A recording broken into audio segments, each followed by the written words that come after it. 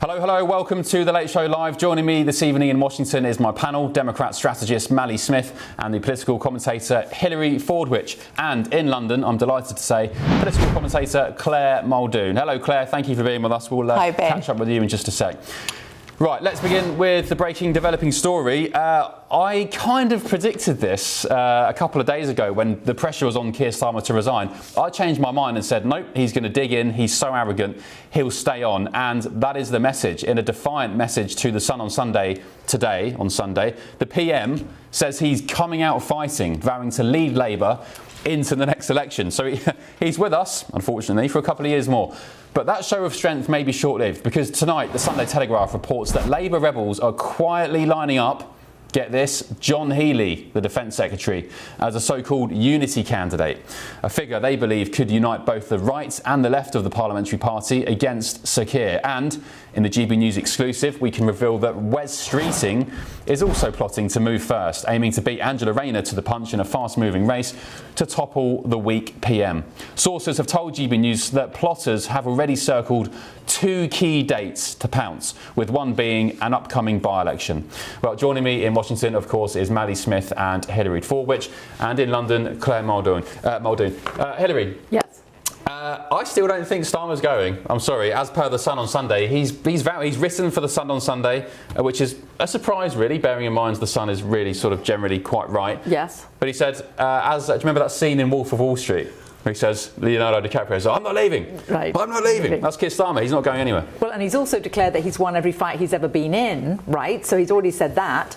I think what he did in terms of at the Munich Security Summit, when he said that he's sending forces into the North Atlantic, what does every single leader, and throughout of all of history, what do they do? Yes, when they have internal problems, they deflect, and they create some kind of actual emergency where they have to stay in power and they have to be the leader. And I think that's what he's doing. And he's deflecting with this, even though, of course, US forces and Canadian forces are going in with those B-2 bombers and the helicopters, etc. So I think that's what he's doing. I think that he, under no circumstances, wants to go.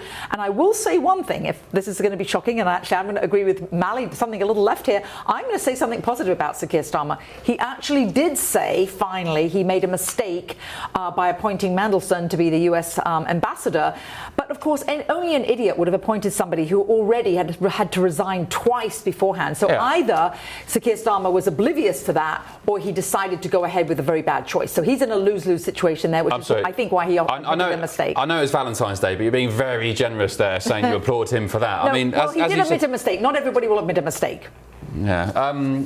Mally, I was about to call you Mal, but you've behaved tonight, so I'll call you Mally. So I think what we're seeing here is something we've seen in US politics with politicians are holding on when back in the day scandals like this would have taken them out. Yeah. And I think what they've learned is that, at least I can speak to American voters, and I'll make a generalization to UK voters, is that the attention span is so short, and the news cycle is so fast that they make the calculation that I just ride this out and then something else will come up and hopefully things will turn in my favor. That's why he's deflected. And I think if you were Keir Starmer, the thing you hope for is you get past this, they don't have to hold an election for a few years. No.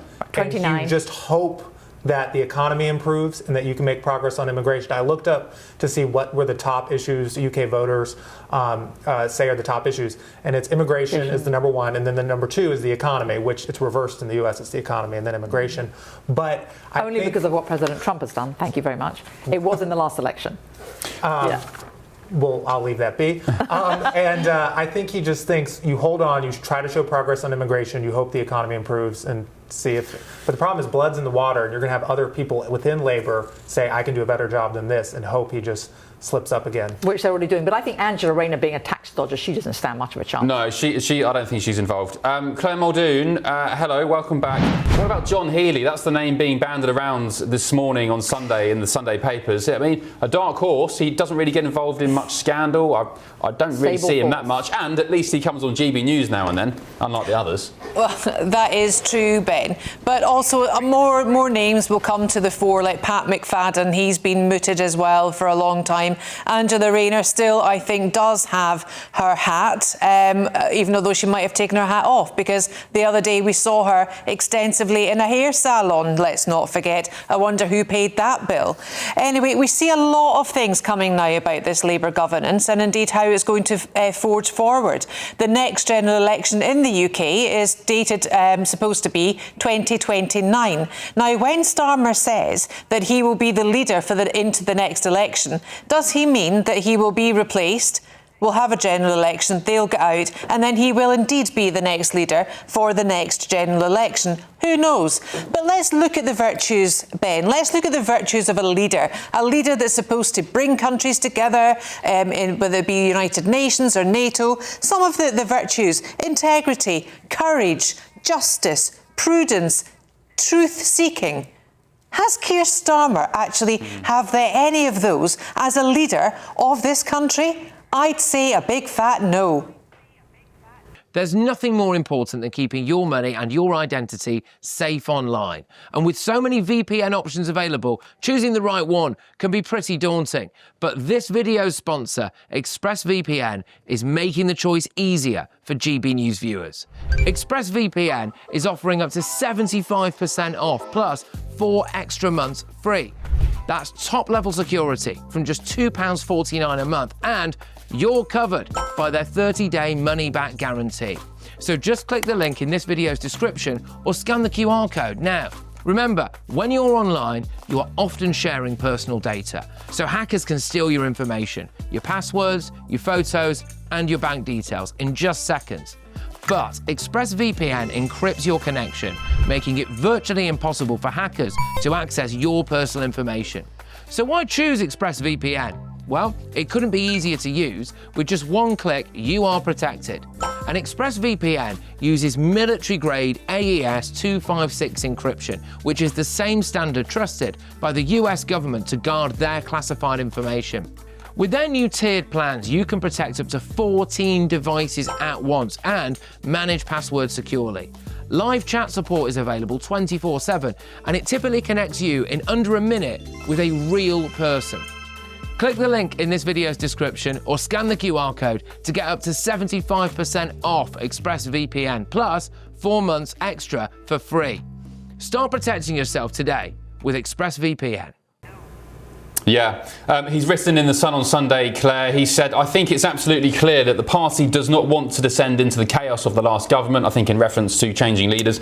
He said, "That's crystal clear. What the party wants, what the government wants, is to be utterly focused on what matters. That's the safety and security of every citizen and the cost of living." I'm sorry, Claire, the safety and security of every citizen when you are doing nothing but to stop the 50-odd thousand strange men, as I describe them, from faraway lands. We don't know who they are, where they're from, what their intentions are, in through the southern border.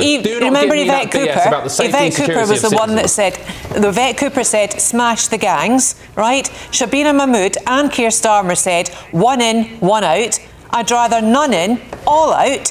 But then the front page of the Sunday Times today, Ben, Labour activists paid for smear campaign against journalists. That was APCO, which is a US lobby-based firm.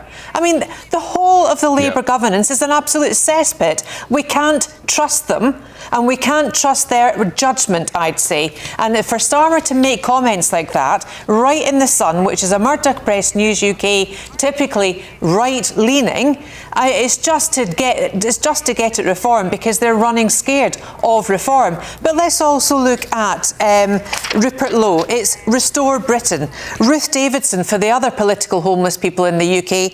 Prosper UK. They all seem to be tagging on to hopeful words in the hope to give some hope back, because the governance of the past 14 years of Conservative government, and indeed this Labour omnishambles, everyone is so in despair, Ben. And I hope, when I look across the pond, I do see some hope in the US, and I wish it would translate over here. Claire, just very quickly, if Keir Starmer was here tonight on The Late Show Live, the invitation's there if you're watching, Prime Minister, what would he say to defend himself?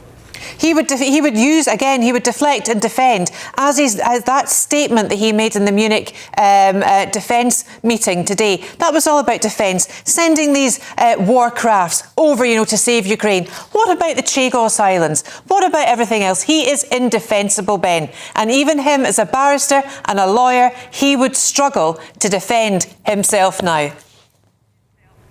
OK, earlier today, Sir Keir Starmer was asked about the recent turmoil in his government, and this is what he said. Take a look.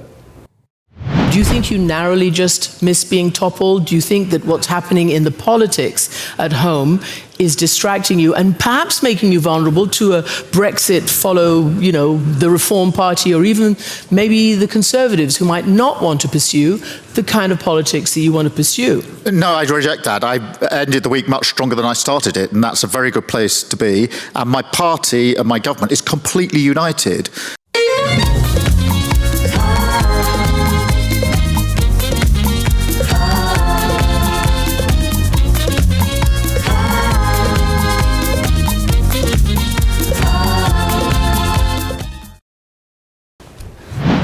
Oh dear. Louise Mensch, former Tory MP, you're back with us. Do you remember the Labour MP Keith Vaz? They called him Teflon. Was it Keith Vaz? Yeah, Teflon Keith. The Romanians and the washing machines. Keir Starmer, he is ploughing on. He says he's going to be there till the very end. He's doing Keith proud, Louise. Look, I think I'm going to give something to Keir Starmer there. He said that his party is absolutely united, and I think that's completely correct. They're absolutely united in thinking that he is useless and that he has got to go. He dodged a bullet and he got rid of the coup, but that's because the runners and riders really didn't want to take the reins when they're going to lose the Gordon and Denton by-election, and then they are going to get their lunch handed to them in the council elections. Everybody that wants to be Prime Minister in the Labour Party, apart from Keir Starmer, would rather that Keir Starmer carried the can for that failure. Now, really, the search for Britain's next top Prime Minister is ongoing as we speak. It's not going to just happen after the elections in May. It's ongoing as we speak. Everybody is lobbying like crazy. And I think the main contenders are Angela Rayner, just because she has a lot of support on the left of the party, within the Labour Parliamentary Party. Wes Streeting, who before it came out that he was a friend of Peter Mandelson's. Now, he didn't appoint Mandelson to anything, but he did know him, had 200 MPs lined up behind him. And I'm going to take a bit of credit here, Ben, because about 10 days ago on your show, you and I were talking about John Healey, and at that time, nobody was talking about him. Oh, you did. Yes. You remember? I mentioned him as a dark horse. That was nearly 2 weeks ago, and before it was cool. And now John Healey is the name on everybody's lips. If I was a betting woman, I would be putting my 10 quid on John Healey. The reason is that he has no enemies, lots of friends, got on great with the Conservatives because he was in defence, which means it'd be difficult for Kemi to skewer him at PMQs like she's flaying Keir Starmer alive every single week. And people are worried about the threat from Russia, conventional threat, because we're both nuclear powers. But still, a guy that knows about defence might be the right man for the job right now. So my money's on John Healey. Yeah, great shout, Louise, from a couple of weeks ago. I remember that. And also, up until now, he's not in the Epstein files, which is a rarity for most people these days. And he's just solid. He could be this kind of calming presence that, look, I'm not a Labour supporter, but he could be the kind of calming presence that everybody was describing Keir Starmer as. You remember Andrew Marr's tweet the day after Labour won the election saying something like, we've got an aura of peace and stability, and somebody else said the adults are back in the room. When will the new potential leader strike, Louise? Just speaking as an ex-politician from your experience, after the local elections in May? Oh, definitely. I think it'll be after the local elections. Labour will wake up to a bloodbath. I think Reform will do very, very well. Reform's problem is expectations management. I think they'll do very well, but my guess is they won't do quite as well as everybody assumes. They'll do very well, but I think the Conservatives will put up a very respectable showing. Whoever they lose to, Labour will be losing. Nonetheless, Labour will be losing. And they're going to wake up the next morning and they're going to want to get rid of Keir Starmer. And that is when, if he does not resign, the men and women in grey suits are going to go up to number 10 and say, sorry, mate, your time is done. In the interest of balance and fairness, and for our friends at Ofcom, I'm going to read you some Labour achievements according to their supporters, and I'd like to get your reaction to it, Louise, if you don't mind. So, minimum wage increase for low-paid workers, higher deportation and return numbers according to the Home Office. I think they've said they've removed 60-odd thousand people who shouldn't have been here since July 24. Strategic defence review launched for the first time in 2 decades. Still waiting for it. Planning reforms promised to speed up housing and infrastructure. Skills and training expansion announced for key industries. Green energy investment plans put at the centre of policy, which the government says will secure our energy future. And also, according to Ed Miliband, our bills would come down as well. Good wins, good achievements there from the government, Louise? Oh, please. I've never heard anything so desperate in all my life. Let's talk about that. A defence review. Are you happy you're not going to have any more defence actual spending? No, you're not. You just shuffle the pieces of paper around in order to try to convince Donald Trump that we're actually spending 5% of GDP on defence, which we most certainly are not. Promises made for planning reform. Look, you're in bloody power. If you want to reform planning, reform it. Jacking up the minimum wage sounds brilliant, but I can tell you as a Conservative, actually, what that actually does is take away jobs from young people because employers are wary of hiring, think they can't afford it, and therefore they give fewer jobs to young people because the minimum wage is now... What about deportation? 60,000? Yeah, right. OK. Let me see some proof of that number, quite frankly. And I want to know if 60,000 people have been deported, how many people have you let in?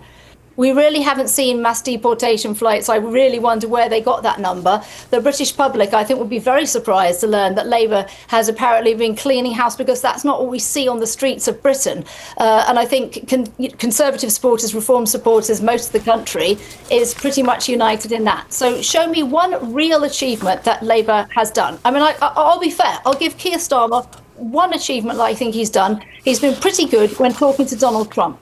I will give him that. And it's quite surprising for, you know, a socialist lefty prime minister. He's been quite good talking to Donald Trump and he's reasonably persuasive. But that is the only thing I will give him. His domestic policies have been a universal disaster. And that's why Labour is polling at subterranean levels. That's not going to change any time before May. Subterranean.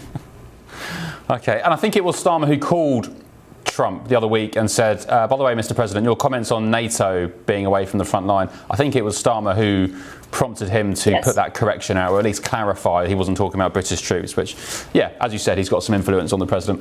Louise, thank you so much. Really appreciate it. Cheers, man. Yeah, indeed. Have a good weekend and we'll catch up soon. Louise Mensch, former Tory MP. On the issue of illegal migration, Shabana Mahmood, the Home Secretary, has previously said these small boat crossings are utterly unacceptable and the vile people smugglers behind them are wreaking havoc on our borders. Protecting the UK border is my priority as Home Secretary and I'll explore all options to restore order to our immigration system. gbnews.com/your say. Let me know your thoughts. Ice Cold Truth, you remember. Hello. You've said, I've seen public toilets more secure than our borders at this point. And Paul, you've said, correct me if I'm wrong, but isn't some of the defence budget being spent on potholes? Paul, I wish that was true because potholes absolutely ravage down where I live in Sussex. And Michael, you've just said Starmer is in La La Land. If he thinks he'll be around at the next election, then he should be sectioned. Yeah, there we go. Keep those coming.